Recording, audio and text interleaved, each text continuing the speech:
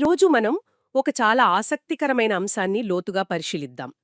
సాధారణంగా యోసేపు ఫరో కలల గురించి వినగానే మనకు ఏడేడ్ల కరువు, సమృద్ధి, ఆ భవిష్యవాణి మాత్రమే గుర్తుకొస్తుంది. అవును. కాని బైత్ ఇస్రాయేల్ ఇంటర్నేషనల్ అలాగే గడ్డి ఎఫ్రాయిం నోట్స్ ప్రకారం చూస్తే అందులో ఒక పెద్ద ఆధ్యాత్మిక రహస్యం ఉంది. హ్మ్. ఇది రెండు విభిన్నమైన మార్గాల కథ అనమాట. ఒకటి పైకి వెళ్లే యోసేపు ఆరోహణ మార్గం, అవును. మరొకటి కిందికి దిగే ఫరో అవరోహణ మార్గం. ఈరోజు మనం ఆ రహస్యాన్ని ఛేదించడానికి ప్రయత్నిద్దాం. ఖచ్చితంగా.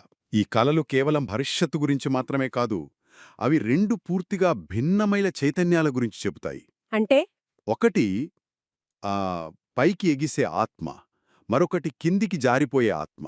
ఒక రకంగా ఇది మనందరిలో జరిగే ఒక అంతర్గత సంఘర్షణకు ప్రతిరూపం. ఓ, చాలా ఆసక్తికరంగా ఉంది.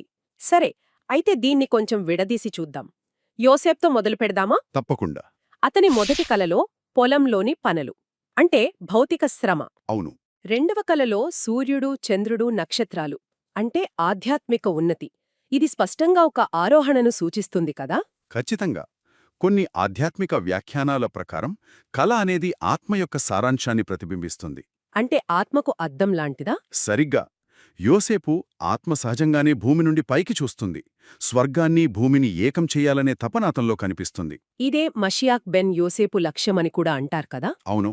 మొదట భౌతిక ప్రపంచాన్ని, అంటే ఆర్థిక వ్యవస్థ, జీవనాధారం, వీటిని సరిదిద్దడం. ఆ తర్వాత దాన్నుండే ఉన్నతమైన చైతన్యాన్ని బహిర్గతం చేయడం. ఓకే, మరి ఫరో కలలు దీనికి పూర్తి విరుద్ధంగా ఉన్నాయి. మొదట ఆవులు, అంటే ఉన్నత జీవులు. జీవశక్తి ఉన్నవి. ఆ తర్వాత వెన్నులు, అంటే ప్రాముఖ్యత తక్కువ ఉన్న మొక్కలు. ఇది అవరోహణను ఎలా చూపిస్తుంది? ఇది జీవశక్తి క్షీణించడాన్ని సూచిస్తుందన్నమాట. ఫరో స్పృహ కేవలం భౌతిక ప్రపంచానికే పరిమితమైంది. ఒక్క నిమిషం, ఇక్కడ నాకొక సందేహం. అడగండి. ఫరో దృష్టి భౌతిక ప్రపంచానికే పరిమితం అంటున్నాం. ఆ, కాని ఆవులు, ధాన్యం కూడా జీవనాధారానికి ముఖ్యమైనవే కదా. మంచి ప్రశ్న. సమస్య వాటి గురించి ఆలోచించడంలో లేదు, కేవలం వాటికే పరిమితమవ్వడంలో ఉంది. ఓకే. రాంబన్ జోహర్ వంటి వారి ప్రకారం ఈజిప్ట్ అంటే హీబ్రూలో మిజ్రాయిం. మిజ్రాయిం. అవును. దానికర్థం పరిమితులు లేదా ఇరుకైన ప్రదేశం. ఫరో స్పృహ ఆ పరిమితులను దాటి పైకి చూడలేదు. వావ్! అంటే యోసేపు, ఫరో మధ్య ఉన్న ప్రధాన వ్యత్యాసం ఇదేనా? రెండు ప్రపంచాల్లో జీవించడం, ఒకే ప్రపంచంలో జీవించడం. సరిగ్గా పట్టుకున్నారు. యూదుల ఆత్మ ఒకే సమయంలో రెండు ప్రపంచాలలో జీవిస్తుందని ఈ నోట్స్ చెప్తున్నాయి. అంటే పొలంలో పనులు చేస్తున్నా వారి హృదయం నక్షత్రాల గురించి కలలు కంటుంది. ఖచ్చితంగా. కాని ఫరో స్పృహకు ఆ రెండవ ప్రపంచమనేది లేదు. అందుకే ఆరోహణ కలకన్న యోసేపు మాత్రమే ప్రపంచాన్ని పైకి నడిపించగలడు. గడ్డి ఎఫ్రాయిం నోట్స్ ఈ 7 సంవత్సరాల సమృద్ధి, కరువును యాకోబు జీవితంతో ముడిపెడుతున్నాయి. అదెలా? ఇది చాలా కీలకమైన విషయం. యాకోబు తన ఇద్దరు భార్యలైన రాహేలు, లేయాల కోసం 7 ఏళ్లు చొప్పున శ్రమించాడు కదా. అవును. రాహేలు బహిర్గతమైన సమృద్ధికి ప్రతీక. అయితే లేయా దాచబడిన కష్టానికి, అంతర్గత శక్తికి ప్రతీక. ఓహో.